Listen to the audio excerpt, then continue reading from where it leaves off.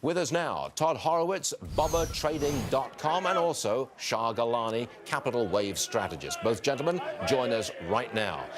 To you first, please, Todd, because you are a bear. You think that a nasty, nasty correction, crash, call it what you like, you think it's coming. Is this it?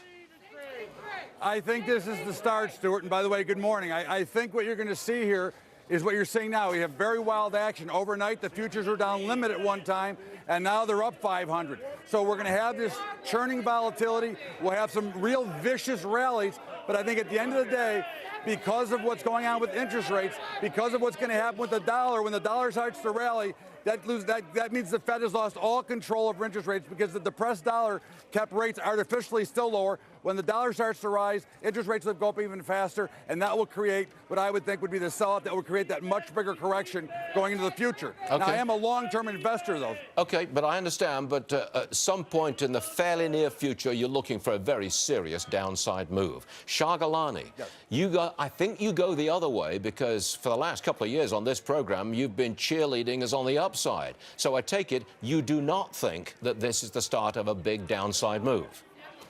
I don't think so at all, Stuart. Nothing fundamentally has changed. The global economies are all doing very well, and growth is really fabulous across the countries. Earnings in the United States, the S&P companies' earnings are on record territory again. I think this quarter is going to be even better. We got the tax cuts. All of the fallout from that is going to be positive. So we got a lot of positive things to look forward to. There's nothing fundamentally has changed. This, to me, is mechanical selling. This is program trading. This is based on volatility. It started off with the sell-off in the bond market based on Friday's numbers. Everybody got a little nervous that the Fed was going to raise 3 times in 2018. Bonds sold off. That triggered volatility algorithms to sell. Stocks have been selling off. That's the bottom line. There's nothing fundamentally wrong with the economy. This is a program, algorithmic-driven trading sell-off. Okay, Lalo, we've got 2 experts with us today, and I want advice for our viewers. Todd Horowitz, what should a person do? They're within 5 years of retirement, say. I think there's a large body of people in our audience who are in that demographic. 5 years to retirement. What should they do? What's your advice to them as stock market investors? As a pure investor, as long as you're investing money that you have, that you're not borrowing on your mortgage, you're not leveraging up through margin, just regular money that you're putting in the market that you're not going to be tomorrow, continue to invest as always. The market does go up 8% annually, year over year, just not every year, but it will average over time an 8% gain. There is no better return, there is no better place to compound your money than the stock market. So you should turn off the volatility meter, quit watching the big wild swings, and just continue to invest and not worry about it. The only thing you worry about if one of your stocks has a fundamental change, and just like GE had a fundamental change, you may want to sell that and buy another. But I continue to invest each and every month. Okay. Shah Gilani, your outlook is that, have we reached the bottom? There's a question for you. What's your advice to people within 5 years of retirement? Well, if you've got a 5-year time horizon, there's absolutely nothing to do here. You stay calm and carry on. I think the markets have a lot higher to go over the next 5 years. So to sell now would be a huge mistake. If you're a trader or you're worried about short-term money, you have needs in the next 6 months, you might want to take 20% off as the market's down another couple, 3-4%. And if it falls another 5%, maybe take another 20% off. Barring something like that, I don't think if you don't need the money, you don't take anything off. I'm looking for further dips. I think we have a lot of volatility ahead of us. I think there's going to be opportunities a little bit lower here, and I'm going to be looking to buy stuff lower. Stuff that I haven't, I missed on the way up. I really want to get back into a bunch of stuff I've also gotten out of on stops recently. The market's going to go higher. This is all program trading, and it will pass. Okay, now we're at 24,600, up 254 points. We've had a swing of 700-800 points in the half hour. 934 points from the very low to the very top. Almost 1,000 points, thanks to Sir Charlie Brady. All right, 934-point swing in the first 37 minutes worth of business. Yep. Tom Farley is with us. He is the president of the New York Stock Exchange. Joins us now live from the floor. Tom, is the market functioning well? No problems with the functioning of the buying and the selling? Yeah, everything's working well today. The markets are up, as your viewers know, Stuart. But even yesterday, an extraordinary day just with the price swings. But it was actually quite an orderly day. When stocks move in an aberrant fashion. We have something called a limit up, limit down mechanism. Yep. And yesterday here for New York Stock Exchange listed stocks, we actually didn't trigger a single one of those. So while there were significant price moves, it was very orderly. Now, what about that huge drop in the middle of yesterday afternoon? It was about a 1,000-point drop in the space of about an hour. Was that, as we used to say, program trading driven, algorithm driven, was it? You know, Stuart, yesterday there was considerable volatility. The last day I recall with volatility that looked like that was actually the election night. And if you go back to the election night and you look at where we are now, the Dow is up 40%. Unemployment is down by 1%. GDP is up by 1%. Markets don't go up forever. Markets go up, markets go down. And so the pullback yesterday, quite frankly, we all expected that eventually there would be a day like yesterday. We'd have some retrenchment. Would you like to see more human beings in control of the market as opposed to an algorithm on a computer? Yeah, I think, look, the thing that looks most different this morning is the amount of media here on the New York Stock Exchange floor. And the reason why the media comes here and the reason why the eyes of the world look here are because we have humans. It's a blend of humans and technology that help find the right opening price. And quite frankly, I think that's why we had this calm opening this morning. We don't have a dystopian worldview that we rely exclusively on computers to run the global financial markets. Well, it was calm in the sense that the market functioned in an orderly fashion. It was anything but calm in terms of prices, because we've had a 900-point swing. Any comment on that, Tom? Yeah, sure. I'm glad you brought it up. Look, Stuart, I think there was a bit of hysteria, frankly. Yesterday's move wasn't even a top 20 move in the history of the markets, quite frankly. I don't even think it was a top 30 move. So yes, prices move significantly, and I'm empathetic with people who may have been on the wrong side of that move, but that's what markets do. We can't expect markets to continue to creep up consistently forever and ever. That's just not how they work. All right, Tom Farley, look, I know you're busy, and we do appreciate you being with us. Thank you very much indeed.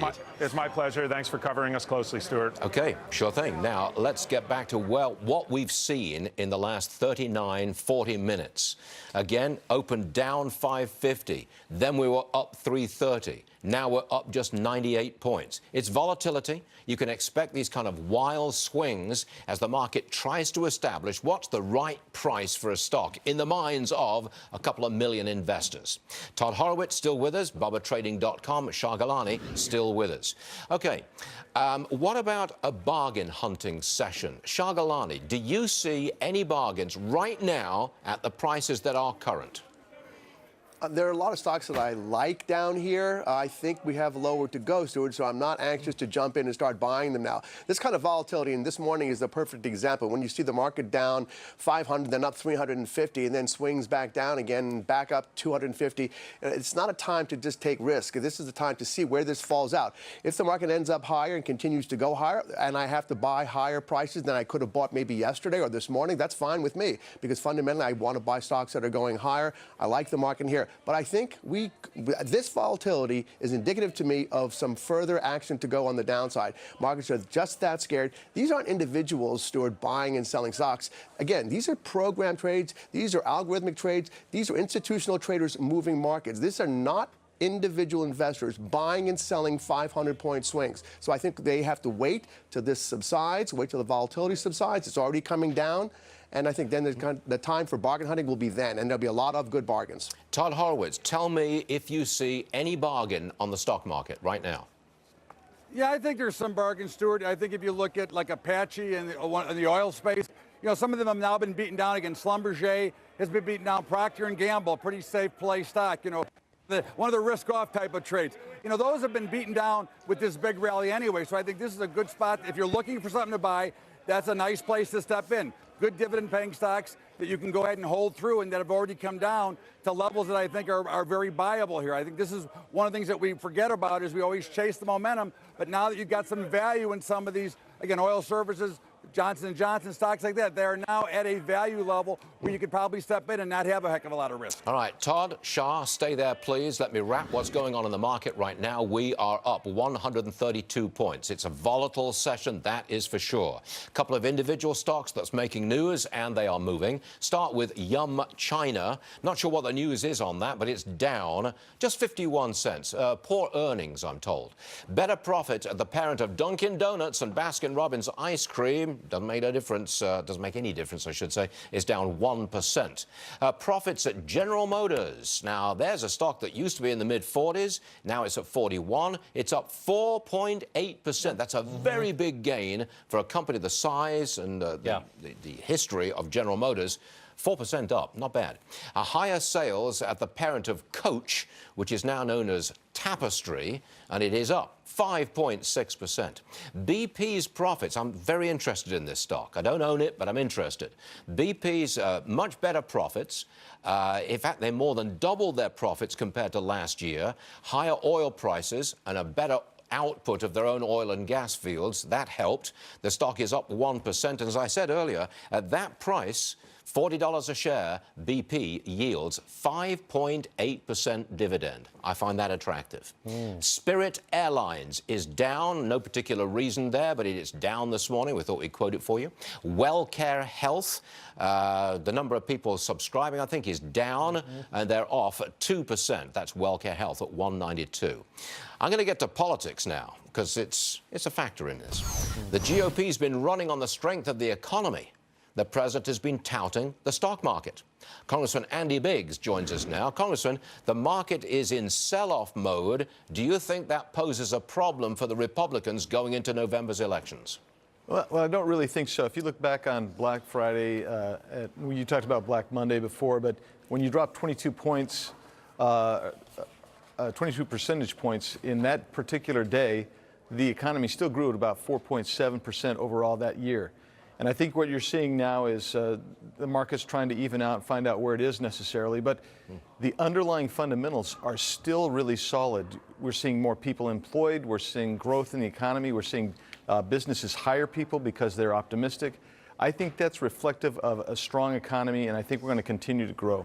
Would you like to see President Trump make some comment or statement about the stock market? Well, I think he is. I'm not sure that he's making the statement that I would like. I'd like him to just talk about how ultimately the stock market reflects the economy, but it has to find its way, and our economy has been growing at a faster rate than I think people expected, and it's going to continue to grow faster, and so the stock market's going to have to adjust to that. Can you tell us about your constituents in Arizona? You're a Republican from Arizona. It seems to me that they would be kind of happy about the growth in the economy, but a little nervous about the stock market. Is that where they're coming from? Well, I think people get that short-term concern.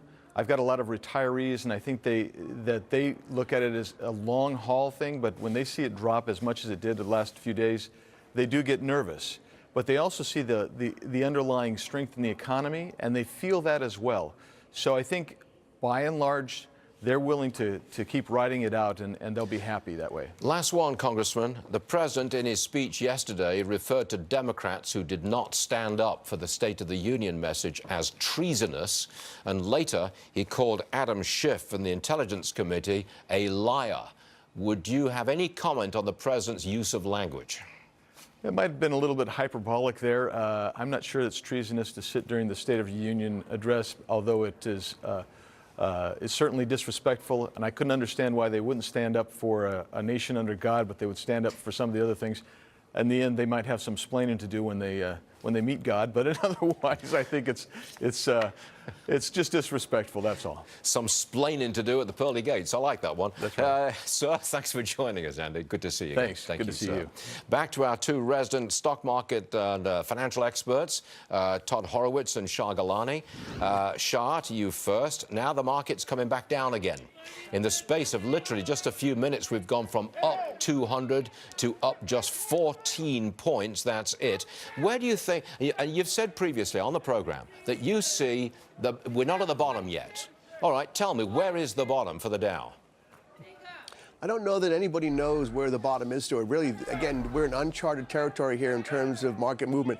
Individuals aren't buying these stocks on these swings. They should be looking at stocks based on their earnings, based on the propensity for stocks to go higher because of positive earnings. They shouldn't be playing the market right in here, playing the swings, playing maybe the index funds up and down and try and capture the movements here. That's for the professionals to do. They should be waiting for, a calm market to find quality stocks to buy.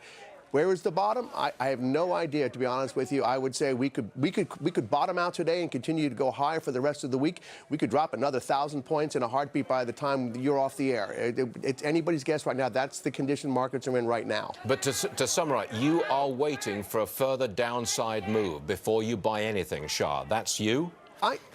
It wouldn't surprise me to see a 5% move lower.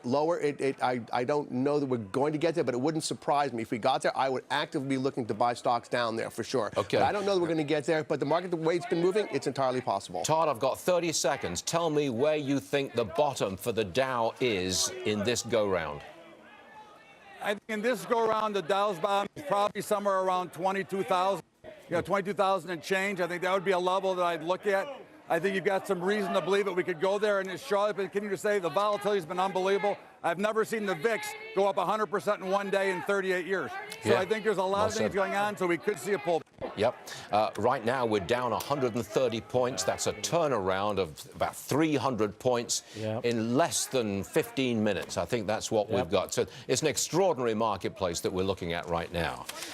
Coming up next, the White House responds to the sell-off. Did they? Is that what they did? Yesterday. In the next hour, they will. Okay, the next hour, they're going to respond, and we'll be there for it. We've got to take a commercial break. We have to make some money. We'll be back, though.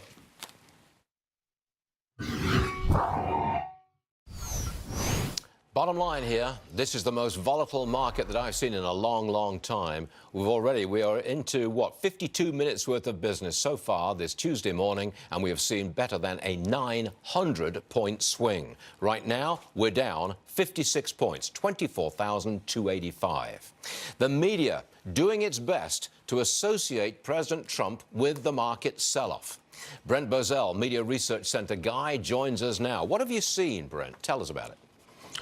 Well, there's a sell-off. It is news. And, of course, the media are going to blame Donald Trump. Now, if you're going to say that Donald Trump is responsible for the sell-off, then it's only fair to say that Donald Trump is also responsible for where the market is today. If you look at where the market was when he came to office and where it is today, even after the sell-off, it is still doing extraordinarily well. How about this number? We looked at how many, from the start of his presidency, how many record highs the Dow has hit. We counted 81. How many of those 81 hits were covered by the news media? 13. That means 75 of the record highs of the Dow in the past year were ignored by the national news media. But now that it's down, well, let's talk about Donald Trump. Yeah, I'm looking at a headline in the Washington Post today. It's an article, an op-ed written by Catherine Rampell. The headline is this: is Trump to blame for the market dive? She actually writes that, well, she doesn't make him out that he's to blame. She's got lots of other reasons. But the headline says it all. They've linked the president with the stock market dive, as if it is his fault. Just the headline alone does it. Look, I'm sorry, Brent, but I find that kind of typical. Well, it is. Can you name, let's be very, very objective here. Can you name me anybody who's an economist who said the market wasn't going to correct itself? Can you name anybody? Everybody has been saying that because the market always does. Right. When it goes to this kind of a high, it always corrects. Everybody's been waiting. Now, I'm not trying to say this is just all rosy and how wonderful it is that we've lost, $4 trillion on the market. No, but everybody was expecting this to happen, and I think it'll go right back. But the bottom line, again, is that if you look at the start of his presidency to now, it's been a meteoric rise, and it's just slightly less than meteoric at this point. Is it legit for President Trump to own the run up and yet not own the run down? Well, if you look at what economists are going to argue, which is to say that the Fed has very, very capriciously kept interest rates low, and they had to go up, and this is the anticipation. Yes, yes, yes. But I am willing to say, go ahead, pin this on Donald Trump. But you've got to pin everything else on him, which is a mammoth success. And they won't do this. This is such dishonesty. There's just nothing this man can do that he gets credit for. Nothing. You are right about that. Brent Bozell, thanks for being with us on a very important day, sir. We're obliged to you. Thanks very much. Thank you, Stuart. Back to Todd and Shah, with the market now down 130 points. You know, Shah Gilani, have you ever seen anything quite like this before? I've never seen such rapidity of up and down movements. We're only, 55 minutes into the trading session. Well, not in a bull market. No, I haven't seen this. You know, this is reminiscent of some of the action we saw in 2008. I mean, that kind of volatility and those kinds of swings. But in a bull market, no, this is unprecedented in terms of this kind of volatility. It's, again, not surprising because mechanically, I completely understand. I don't know that your viewers understand or the individual investors understand this. This is all mechanical. This is a function of the types of funds that trade these days. They trade volatility. As volatility spiked based on bond prices spiking, volatility in bonds spiking, that then triggered sell-off in stocks. That increased volatility in stocks. That caused more selling. And you had all of these volatility sellers, Stuart, people who were selling volatility and collecting premium from selling options, selling futures on volatility, thinking volatility is going to remain at 10 in terms of the VIX. And that spiked, all those people had to cover. There's a lot of losses out there. This is one of the things I'm worried about. A lot of these traders that were betting against volatility rising are now sitting on whopping losses. And I think there may be more selling because of that. There may be. Okay. He just froze right there. Did you see that? Froze mid-sentence. Wow, look at that. Very Todd, dramatic. I've only got 30 seconds left. I want you to forecast the next 5.5 hours. How do we close? Stuart, I think we close lower on the day, but I think you'll have 1,000 point up from here and 1,000 point down from here. I say they close lower. I think the markets are telling you there's a lot of issues that are going on, and you can see by the volatility, we can have big, massive swings, and they'll take nothing but a mere matter of minutes to make them happen. I think we close lower on the day. What a day. Todd, Shah, thank you, gentlemen. Great stuff. We appreciate you being here on a day like this. Good stuff. There will be more Varney after this.